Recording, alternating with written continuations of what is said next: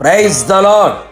విజయశీలుడైన క్రీస్తు యేసు పేరట మీకు అన్ని విషయములలో విజయము వరించునుగాక. ఈ దినపు యేసయ్య జీవపు మాట. సమూయేలు రాసిన మొదటి గ్రంథం 26వ అధ్యాయం 25వ వాక్య భాగం. నీవు విజయము నొందుదువు గాక.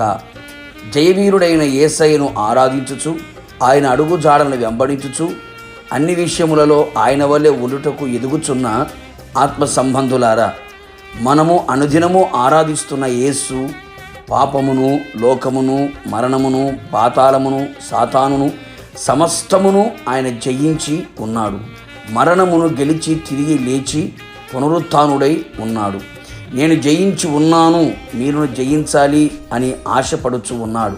అవును నా దేవుని ప్రియులారా, మనము కూడా ప్రతి విషయములలో, ప్రతి స్థలములలో విజయోత్సవములతో ఊరేగించబడవలెను. విజయ ఆనందముతో కేకలు వేయవలెను. జయ జీవితమును పొందుకొనవలెను. అనేక మంది ఆత్మీయులు, క్రైస్తవులు అనేక విషయములలో అపజయములు పాలైపోతున్నారు. వ్యక్తిగత విషయములో ఓటమి, కుటుంబములలో ఓటమి, చేయుచున్న పూనుకొనిన పనులలో, ప్రయత్నములలో అపజయాలు, చివరికి భక్తిపరమైన విషయములలో కూడా జయించలేని స్థితిలో నిలిచిన వారై అసహనముతో, అవమానముతో, అపజయముతో కుంగిపోవచ్చున్నారు. బలహీనులైపోవచ్చున్నారు. తలదించిన వారై ఉన్నారు. నిరాశ చెరలో నిలిచిపోవచ్చున్నారు. దిగులు పడకు నా దేవుని ప్రియులారా, మీ తలలు పైకెత్తుకొనుడి, ధైర్యముగా ఉండుడి. నేను లోకమును జయించి ఉన్నాను, నేను గెలిచి ఉన్నాను అని మనకు సెలవిచ్చి ఉన్న దేవుడు మన యేసయ్య. మన పితరుల జీవితములలో విజయాలను సమకూర్చి నా దేవాతి దేవుడైన యేసయ్య మన జీవితములో కూడా విజయము వరించున్నట్లుగా చేయువాడై ఉన్నాడు. లోకములో ఉన్నది నేత్రాశ, శరీరాశ, జీవపు డమ్మం. లోకమును జయించిన విజయము మన విశ్వాసమే కదా.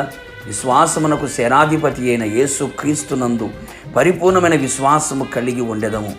దేవుని వాక్యము మనలో నిలిచి ఉన్నప్పుడు దుష్టుని మనము జయించెదము.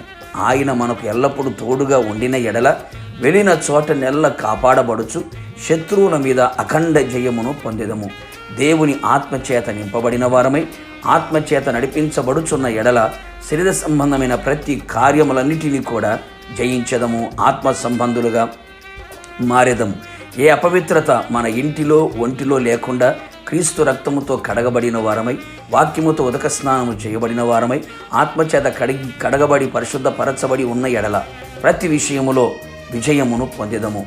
పరిశుద్ధతయే విజయానికి రహస్యముగా నిలిచి ఉన్నది కదా.